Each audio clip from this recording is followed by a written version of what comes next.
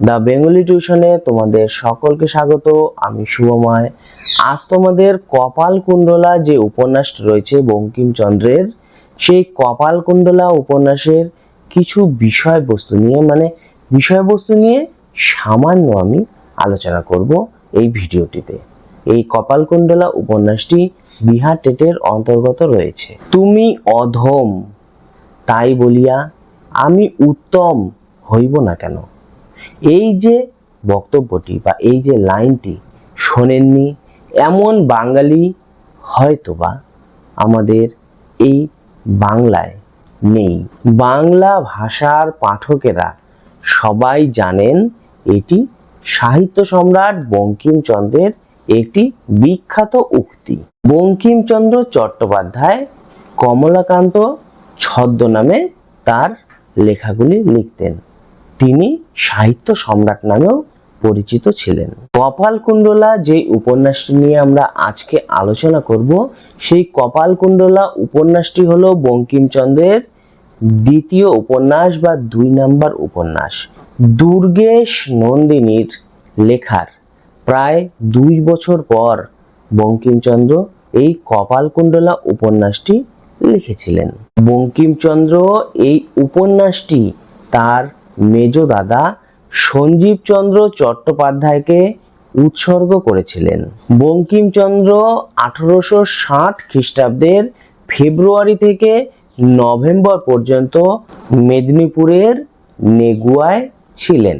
এখানে বসবাসকালে তিনি দেখেছিলেন এক কাপালিক সন্ন্যাসী, যিনি সমুদ্র তীরে বাস করতেন একা একা, এবং এই কাপালিককে দেখেই তিনি উৎসাহিত হয়ে এই কপালকুণ্ডলা মূলত লিখেছিলেন। বা এই কপালকুণ্ডলা লেখার পিছনে ওই যে কাপালিক, তার অনেকটা অবদান রয়েছে। পূর্ণচন্দ্রের বিবরণ থেকে জানা যায় বঙ্কিমচন্দ্র নেগুয়া থেকে খুলনা যে চলে যাচ্ছিলেন, সেই চলে যাবার আগে কাঁঠালপাড়ার যে বাড়িটি রয়েছে, সেই বাড়িটিতে একদিন সঞ্জীবচন্দ্র ও দীনবন্ধু মিত্রকে ডেকে জিজ্ঞাসা করেছিলেন যে, যদি ধরে নাও শিশুকাল থেকে 16 বছর পর্যন্ত একটি নারী একা একা কোনো একটি জঙ্গলে বড় হতে থাকে কোনো কাপালিকের কাছে, এবং সেই নারী যদি কাপালিক ছাড়া অন্য কারো মুখ দর্শন না দেখতে পায় এই 16 বছর পর্যন্ত, 16 বছর পর্যন্ত শুধুমাত্র সে কাপালিককেই দেখেছে, অন্য কোনো পুরুষের বা অন্য কোনো মানুষের সে মুখ দর্শন পর্যন্ত করেনি। কেবলমাত্র সেই বনের মধ্যে বা সমুদ্র তীরে নারীটি সবসময় ঘুরে বেড়ায়। এই নারীটিকে যদি কেউ বিয়ে করে সমাজে তুলে নিয়ে আসে, তবে সমাজের সংস্পর্শে এসে সেই নারীটির কতটা পরিবর্তন হতে পারে তার উপর এই 16 বছর যে কাপালিকের প্রভাব ছিল, সে কি সেই প্রভাবগুলি থেকে মুক্ত হতে পারবে মেয়েটি, না তার সেই প্রভাব থেকেই যাবে? দেখো, দীনবন্ধু মিত্র এই প্রশ্নের উত্তরগুলির কোনো জবাব তিনি দেননি। সঞ্জীবচন্দ্র এর উত্তরে প্রথমে রসিকতা করেই বলেছিল যে, মেয়েটি যদি গরিব ঘরে পড়ে তাহলে মেয়েটি নিঘাত চোর হবে।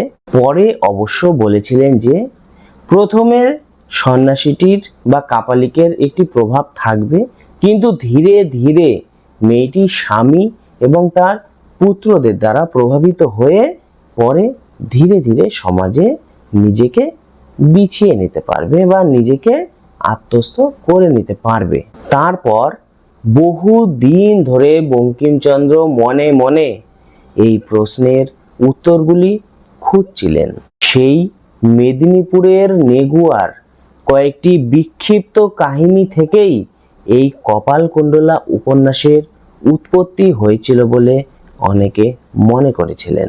আসলে বঙ্কিমচন্দ্রের ভাষায় আমরা একটি কথা বলতে পারি, floating straight obedient to the stream. এবার আমরা কপালকুণ্ডলা উপন্যাসের দিকে একটু বিষয়বস্তুর দিকে এগিয়ে যাই। বঙ্কিমচন্দ্রের কপালকুণ্ডলা উপন্যাসটি হলো বাংলা সাহিত্যের একটি কাব্যধর্মী উপন্যাস। এই উপন্যাসটিতে দেখা যায় নারী প্রধান চরিত্রের এক বলিষ্ঠ ও অসাধারণ রূপ। উপন্যাসটিতে সাধু ভাষা এবং সংস্কৃত ভাষার প্রচুর ব্যবহার আমরা লক্ষ্য করতে পারি। প্রথম মানে যখন তুমি মনে করো পড়তে শুরু করলে, প্রথমে তোমার একটু সমস্যাই হবে বইকে, মানে তুমি সাধু ভাষা এবং সংস্কৃত ভাষা এগুলিতে একটু বোর ফিল করবে, মানে মনে হবে যে উপন্যাসটি ছেড়ে দেই। কিন্তু তুমি যদি একটু ধৈর্য সহকারে পড়ো উপন্যাসটি, তবে এই উপন্যাসটি তোমাকে একটা দারুণ রোমাঞ্চকর অনুভূতি দেবে। দেখো, উপন্যাসটির বিষয়বস্তুতে প্রবেশ করার আগে আমরা এই উপন্যাসের কয়েকটি চরিত্র সম্পর্কে আলোচনা করে দেই। প্রথম যে চরিত্রটি সম্পর্কে বলবো সেটি হলো নবকুমার শর্মা, সপ্তগ্রামের অধিবাসী এবং এই উপন্যাসের নায়ক। এরপরে আমরা কাপালিক নিয়ে বলবো। কাপালিক ছিল যোগ সাধকের উপাসক, মানে তিনি সবসময় পূজা আর্চা, মানে মায়ের প্রতি তার যে ভক্তি তা লক্ষ্য করা যায়, এবং তিনি ছিলেন কপালকুণ্ডলার প্রতিপালক। কপালকুণ্ডলা, এই কপালকুণ্ডলা ছিলেন কাপালিকের প্রতিপালিতা কন্যা এবং নবকুমারের দ্বিতীয় স্ত্রী। এরপর অধিকারী, অধিকারী ছিল দেবালয়ের পুরোহিত বা সেবক ছিলেন অধিকারী মশাই। এরপর আমরা বলবো মতি বিবি, লুৎফান্নিসা বা পদ্মাবতী, তিনটি চরিত্রই একই। এটি ছিল নবকুমারের প্রথম স্ত্রী। এরপর আমরা শ্যামা সুন্দরীকে নিয়ে বলবো। সে ছিল নবকুমারের ভগিনী বা বোন। জাহাঙ্গীর ও মেহেরুন্নেসা, এটি মোগল সম্রাট, মানে এর সাথে ইতিহাসের সম্পর্ক রয়েছে, কাজেই এটি নিয়ে বলতে হবে না। এবং মেহেরুন্নেসা হচ্ছে জাহাঙ্গীরের বেগম। উপন্যাসে আমরা দেখতে পাই একদল লোক প্রথমেই নৌকা করে তারা নৌকা বিহার করছিলেন বা অন্যত্র যাচ্ছিলেন। সেখানে চলতে গিয়ে তাদের প্রচন্ড খিদে পায় এবং তারা দিকভ্রষ্ট হয়ে যায়। এবং খিদে তো পেয়েছিল ঠিকই আছে, এবং তারা যে রান্না করবে সেখানে কোনো কাঠখড়ি ছিল না। কেউ তো ভয়ে বনের দিকে এগোতেই চাচ্ছিল না, কারণ সেই বনে বাঘ থাকার সম্ভাবনা রয়েছে। যখন কেউ সেখানে ভয়ে গেল না, তখন নবকুমার নিজে সাহস করে সেই বনের মধ্যে প্রবেশ করলেন। একটি নির্জন দ্বীপে প্রাকৃতিক দুর্যোগের কবলে তাদের পড়তে দেখা যায়। নবকুমার যখন সেই কাঠখড়ি সংগ্রহ করতে গিয়েছিল, তখন সে একটি কাপালিকের কবলে পড়েছিল এবং কাপালিকটি তাকে আটকে রেখেছিল বা বন্দি করে রেখেছিল।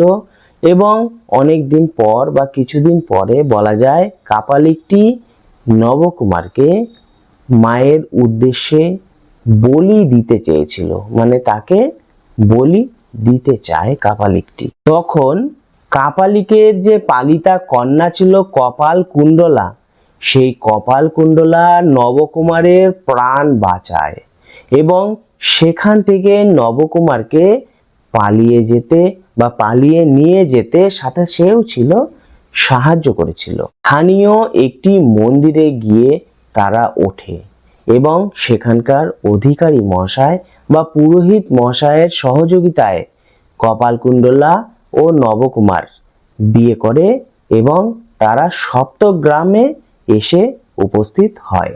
তারা যখন বিয়ে করে বাড়ি আসছিলেন, মানে সপ্তগ্রাম আসছিলেন, পথে লুৎফান্নিসা বা মতি বিবি নামে একটি মহিলার সাথে তাদের সাক্ষাৎ হয় এবং তারা অনেক কথাবার্তাও বলে, মানে মূলত কপালকুণ্ডলা তার সাথে অনেক কথাবার্তা বলেছিল। আসলে কপালকুণ্ডলা ছোটবেলা থেকেই কাপালিকের কাছে বড় হয়েছিলেন। মানে তিনি কাপালিক ছাড়া অন্য কোনো পুরুষের বা অন্য কোনো ব্যক্তির তিনি সংস্পর্শে এতদিন আসেনি। তো এই কারণেই তিনি যে পারিপার্শ্বিক পরিবেশ বা মানুষের যে চরিত্র কেমন হয় বা মানুষের তৈরি যে পরিবেশ তার কেমন ধরনের হয়ে থাকে সেগুলি সম্পর্কে কপালকুণ্ডলা অবহিত ছিল না। মানে সম্পূর্ণ তিনি তার না জানা ছিল বা তিনি জানতেনই না এই সংসার সম্বন্ধে। তবে নবকুমারের বাড়ি সপ্তগ্রামে আসার পর থেকে তিনি নবকুমারের সংসারের সমস্ত ব্যক্তিদের সাথে মানে যারা যারা ছিল সবার সাথে খুব ভালোভাবে মিশে যায় এবং তারপর কপালকুণ্ডলা এই সংসারের একজন হয়ে ওঠে। সংসার সম্বন্ধে তখন কপালকুণ্ডলার ধ্যান ধারণা একেবারেই বদলে যায়। পরবর্তীতে আমরা দেখতে পাই এই কপালকুণ্ডলা নামটি বদলে দিয়ে তার নাম রাখা হয়েছিল মৃন্ময়ী। আর একটু আগেই যে আমি বলেছিলাম পথে আসার সময় লুৎফান্নেসা বা মতি বিবির সাথে তাদের যে দেখা হয়েছিল, আসলে এই লুৎফান্নেসা বা মতি বিবি ছিলেন পদ্মাবতী। তিনি ছিলেন নবকুমারের প্রথম স্ত্রী। তার নাম প্রথম দিকে পদ্মাবতী হলেও পরবর্তীতে তারা সংসারের সবাই মানে পদ্মাবতীদের সংসারে যারা যারা সবাই ছিল তারা মুসলমান ধর্ম গ্রহণ করে আগ্রায় চলে গিয়েছিল। পথে যখন নবকুমার এবং কপালকুণ্ডলাকে সেই মতি বিবি দেখতে পেয়েছিল তখন তার আবার সংসার ধর্মে ফিরে আসার ইচ্ছে হয়। মানে তিনি আবার সেই হুগলি জেলার সপ্তগ্রামে চলে আসেন নবকুমারের সঙ্গে সংসার করবেন বলে। এসে যখন তিনি নবকুমারকে তার পুরনো পরিচয় দিয়েছিল, মানে আমি হচ্ছে পদ্মাবতী এবং পরবর্তীকালে আমি মুসলমান ধর্ম গ্রহণ করি এবং আমার নাম লুৎফান্নেসা বা মতি বিবি হয়ে যায়, তখন তার পরিচয় জানতে পেরে নবকুমার তাকে প্রত্যাখ্যান করেছিল। মানে তাকে তার জীবন থেকে সে যে চলে গিয়েছে একবার, তাকে আর গ্রহণ করেনি। এবং এরপর দেখা যায় কপালকুণ্ডলা এবং নবকুমারের পেছন পেছন সেই কাপালিকও তাদের সপ্তগ্রামে এসে উপস্থিত হয়। তার একমাত্র লক্ষ্য ছিল তার বলি দেওয়া, মানে নবকুমারের বলি দেওয়া। এবং যেহেতু তিনি ওখানে বলি দিতে পারেননি, তিনি তার প্রাণ নেওয়ার জন্য এই সপ্তগ্রামে এসেও উপস্থিত হয়েছিলেন। এই যে কাপালিক, এই কাপালিক যখন সপ্তগ্রামে আসে বিভিন্ন ঘটনার মধ্যে দিয়ে তার হাতটি একবার ভেঙে যায় এবং সে এই পদ্মাবতী বা লুৎফান্নেসার কাছে সাহায্য চেয়েছিলেন এবং সমস্ত ঘটনা বলেছিলেন। তারপর ব্রাহ্মণ বেশে এই যে পদ্মাবতী সে কপালকুণ্ডলার কাছে বা বলা যায় নবকুমারের দ্বিতীয় স্ত্রীর কাছে গিয়ে উপস্থিত হয় এবং নবকুমারকে ছেড়ে তাকে অনেক দূরে চলে যাওয়ার পরামর্শ তিনি দিয়েছিলেন। এদিকে পদ্মাবতীর সাথে কপালকুণ্ডলাকে কথা বলতে দেখে নেয় আমাদের নায়ক নবকুমার এবং পদ্মাবতীকে সে কপালকুণ্ডলার সাথে, যেহেতু সে ভাবে যে পদ্মাবতী হয়তো বা উস্কে দিচ্ছে কপালকুণ্ডলাকে, এই জন্য কপালকুণ্ডলাকে সে ভুল বুঝে। এবং নবকুমার যখন তার দ্বিতীয় স্ত্রীকে ভুল বুঝলো তখন কাপালিক সেই সুযোগ হাতছাড়া করতে চাইলেন না। তিনি নবকুমারকে সুরা পান করান। সেই সময়টিতে সুরা পান করিয়ে নবকুমারকে উস্কে দিতে থাকেন যেন তিনি তার দ্বিতীয় স্ত্রী কপালকুণ্ডলাকে ছেড়ে দেন। শেষ পর্যন্ত এই উপন্যাসটি কপালকুণ্ডলা এবং নবকুমারের এই দ্বন্দ্ব সংঘাতের মধ্য দিয়েই শেষ হয়েছিল। দেখো, আমি তো প্রথমেই বলেছিলাম যে বঙ্কিমচন্দ্র দীনবন্ধু মিত্রকে একবার জিজ্ঞেস করেছিল যে ধরো একটি 16 বছর পর্যন্ত বয়সী একটি বালিকা যে কখনো পৃথিবীর অন্য কোনো পুরুষের চেহারা দেখেনি বা সংসারের সংস্রবে সে কখনো আসেনি, এমন একটি চরিত্র যদি সংসারে এসে পড়ে তার কি পরিবর্তন হবে, না সে তেমনই থেকে যাবে? সে কি সমাজের নীতি নৈতিকতা মেনে নিতে পারবে নাকি পারবে না? এ প্রশ্নের স্থির সিদ্ধান্ত সেদিন হয়নি। কিন্তু আমরা দেখতে পাই দুর্ঘটনাগ্রস্ত জাহাজ বা সমুদ্রের মাঝখানে যে জাহাজ ছিল সেই জাহাজ থেকে একটি শিশু কন্যা ভেসে এসেছিল কাপালিকের কাছে। কাপালিকের আশ্রয়ে সেই কন্যাটি ধীরে ধীরে বড় হয়ে উঠেছিল। ঘটনাক্রমে সেই মেয়েটিরই মানে যার নাম ছিল কপালকুণ্ডলা, তার সাথে নবকুমারের বিয়ে হয়েছিল এবং 1 বছর সে খুব সুন্দর সংসারও করেছিল। কিছু কিছু পরিবর্তন তার মধ্যে অবশ্যই এসেছিল, কিন্তু ওই যে ছোটবেলা থেকে যে অরণ্যের মধ্যে বড় হয়ে এসেছে, অরণ্য মাতা বা অরণ্য প্রকৃতি একেবারেই কি তার মন থেকে ভুলে যাওয়া সম্ভব? কখনোই না। সে শুধু মুক্ত অঞ্চলকে নিজের দিকে টেনে নিয়েছে তা নয়, এই যে সভ্য সমাজের যে মুখোশধারী মানুষ যারা রয়েছে তাদের মুখোশও সে খুলে দিয়েছে। যেহেতু সমাজের মুখোশধারী মানুষের মুখোশ সে খুলে দিয়েছে, এই জন্য সমাজ তাকে বহিষ্কার করে দিয়েছিল। দেখো, কপালকুণ্ডলা উপন্যাসের যে কপালকুণ্ডলা চরিত্রটি রয়েছে তার মধ্যে আমরা অনেকগুলি গুণ বা বৈশিষ্ট্য লক্ষ্য করতে পারি। সে ছিল পর উপকারী ব্যক্তি, স্বাতন্ত্র্যবাদী এবং প্রতিবাদী। তার পর উপকারী সত্তাটি আমরা দেখতে পাই যখন সে নবকুমারকে কাপালিকের হাত থেকে রক্ষা করেছে বা উদ্ধার করেছে। এছাড়াও তার পরোপকারী রূপটি আমরা দেখতে পাই যখন সে ভিখারিকে স্বর্ণ দান করেছিল। ব্যক্তি স্বাতন্ত্র্যের পরিচয় ফুটে উঠেছে যখন সে কাপালিকের অস্ত্র গোপন রেখে নবকুমারকে নিয়ে অধিকারীর কাছে গিয়ে উঠেছে। আবার সেই নবকুমারকে অস্বীকার করে রাতের অন্ধকারেই বাড়ি ছাড়ার মধ্য দিয়ে পদ্মাবতীর স্বর্ণ সম্পদকে উপেক্ষার মধ্য দিয়ে সে যখন চলে এসেছে, এখানেই তার ব্যক্তি স্বাতন্ত্র্য ফুটে উঠেছে। অবশ্য এসব কিছুর মধ্যে জাগরিত থেকেছে তার প্রতিবাদী সত্তাও। এই প্রতিবাদী সত্তার চরমতম প্রকাশ লক্ষ্য করি যখন কপালকুণ্ডলা শ্যামার সঙ্গে কথোপকথন করেছিলেন। দেখো, আমরা জানতে পারি কপালকুণ্ডলার কাছে স্ত্রী পুরুষ ইত্যাদির কোনো ভেদাভেদ নেই। পদ্মাবতীকে আমরা লোভী হিসাবেই দেখেছি এই উপন্যাসে।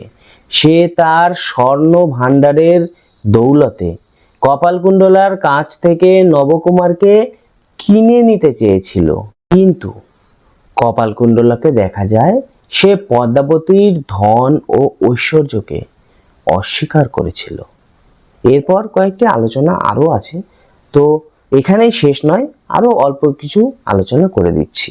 দেখো, গিরিশচন্দ্র ঘোষ এই উপন্যাসের একটি নাট্যরূপ দিয়েছিলেন খুব সুন্দর, এবং দামোদর মুখোপাধ্যায় এই যে কপালকুণ্ডলা উপন্যাসের উপসংহার নিয়ে একটি খুব সুন্দর রচনা লিখেছিলেন, যার নাম দিয়েছিলেন তিনি মৃন্ময়ী।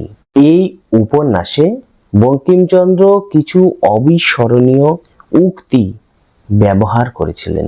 চলো 2-3টে উক্তি আমরা দেখে নেই। তুমি অধম তাই বলিয়া আমি উত্তম হইব না কেন?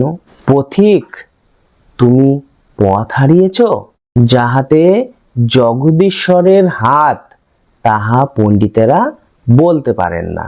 ক্ষেত্রে বীজ রোপিত হইলে আপনি অঙ্কুরিত হয়। এছাড়াও আমরা দেখতে পাই 1933 সালে প্রেমাঙ্কুর আতর্থীর পরিচালনায় এই যে কপালকুণ্ডলা উপন্যাস রয়েছে সেটি নিয়ে একটি সিনেমা তৈরি হয়েছিল।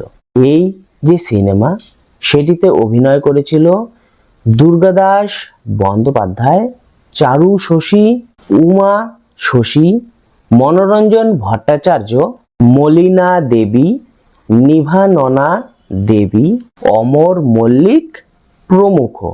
এছাড়াও আরেকটি ছোট্ট ইতিহাস বা ছোট্ট একটি বিষয় তোমাদেরকে বলে রাখি। দেখো 2019 সালে স্টার জলসা নাম তো নিশ্চয়ই শুনেছো। স্টার জলসায় রাজ চক্রবর্তীর পরিচালনায় এই যে কপালকুণ্ডলা উপন্যাসটি রয়েছে তার একটি ধারাবাহিক প্রচারিত হয়েছিল, মানে একটি সিরিয়াল এসেছিল স্টার জলসায় 2019 সালে, যার নাম ছিল কপালকুণ্ডলা। এখানে কপালকুণ্ডলা উপন্যাসটিকে এই সিরিয়ালে তুলে ধরা হয়েছিল। যাই হোক, আমাদের যে আলোচনা, এই আলোচনা এটুকুই। এর যে এমসিকিউ এবং এসিকিউ প্রশ্নোত্তর রয়েছে সেগুলি আমরা পরবর্তী ভিডিওতে দিয়ে দিব। আজ এই পর্যন্তই আলোচনা। সবাই ভালো থেকো।